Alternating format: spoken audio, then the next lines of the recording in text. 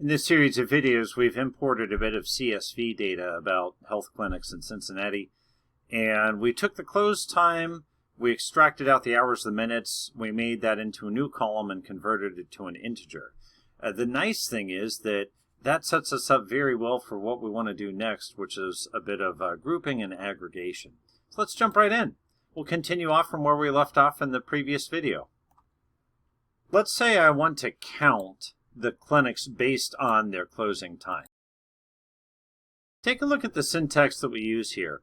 I'm creating a new variable that's going to hold this new data frame, which is effectively a summary of the larger data frame, taking the larger data frame called clinicDF, and I'm grouping by the close hour, which is that hour plus minute integer that I made up in a previous video.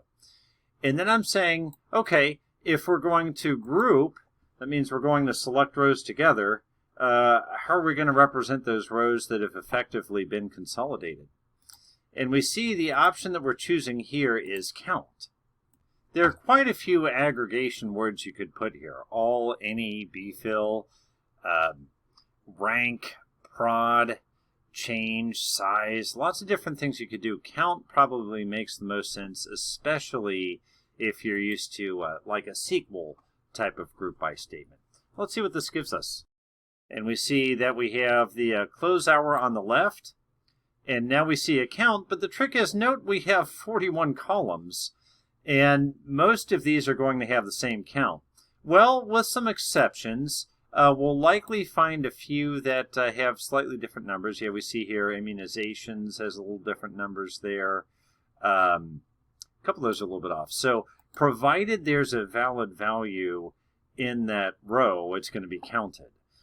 So we don't necessarily need to see the count for every single column. We just need to pick a column that doesn't have any null values in it.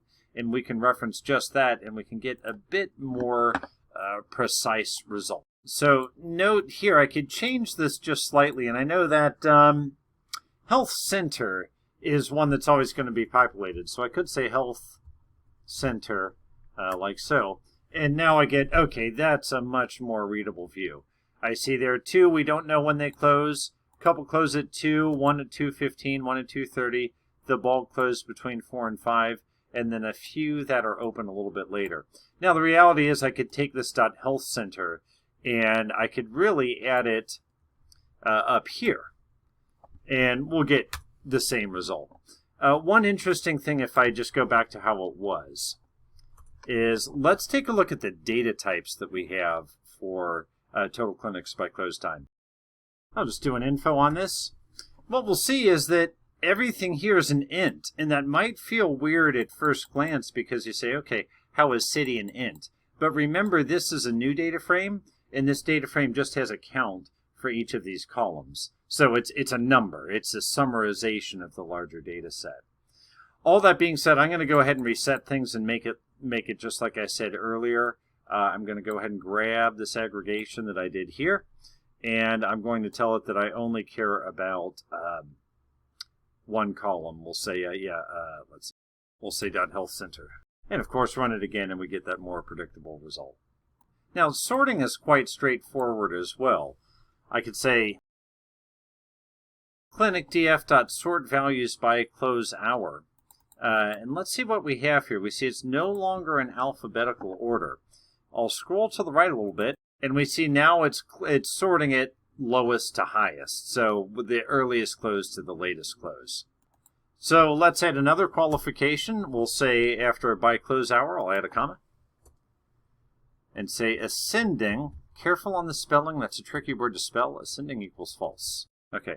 Now if you take a look, you notice that we have it upside down. So we have it with the latest close to the earliest close. So obviously, if you're looking for a clinic that's open a bit late, this might be a bit of a more handy list.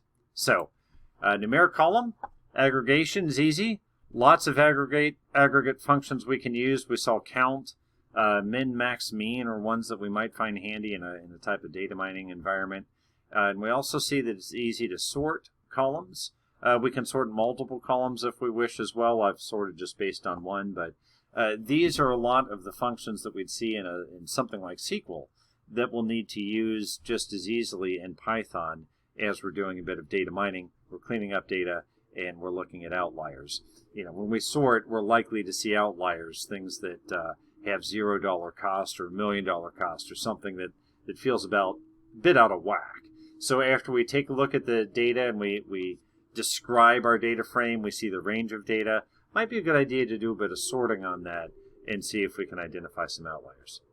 So I hope you found this video helpful, and I look forward to your feedback. Thank you.